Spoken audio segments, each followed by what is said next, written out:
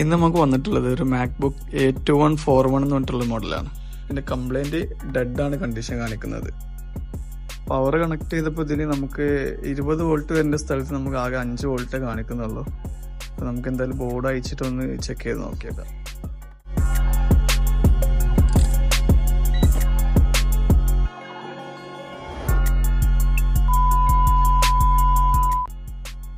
ഇതാണ് ഇതിന്റെ main section വരുന്നത്, PP ബസ്. ഇപ്പം ഇവിടെ ഒരു 12 വോൾട്ട് വരണം. നമ്മൾ ചെക്ക് ചെയ്തപ്പോൾ ഇവിടെ 0 വോൾട്ടാണ് കാണിക്കുന്നത്. നമ്മളിവിടെ ഇഞ്ചെക്ട് ചെയ്തപ്പോൾ ഈ ഒരു CDICയുടെ ഒരു അടുത്തുള്ള ഒരു കപ്പാസിറ്റർ, ഒരു RTC ലൈനിലുള്ള കപ്പാസിറ്റർ ഷോർട്ട് ആയിട്ടാണ് എടുക്കുന്നുള്ളത്. അപ്പോൾ നമ്മൾ ഈ കപ്പാസിറ്റർ അവിടെ റീപ്ലേസ് ചെയ്തപ്പോൾ അവിടെ ഈ ഒരു 12 വോൾട്ട് പ്രോപ്പറായിട്ട് വന്നിട്ടുണ്ട്. ഇപ്പോൾ നമ്മളെ പ്രോബ്ലം സോൾവ് ആയി.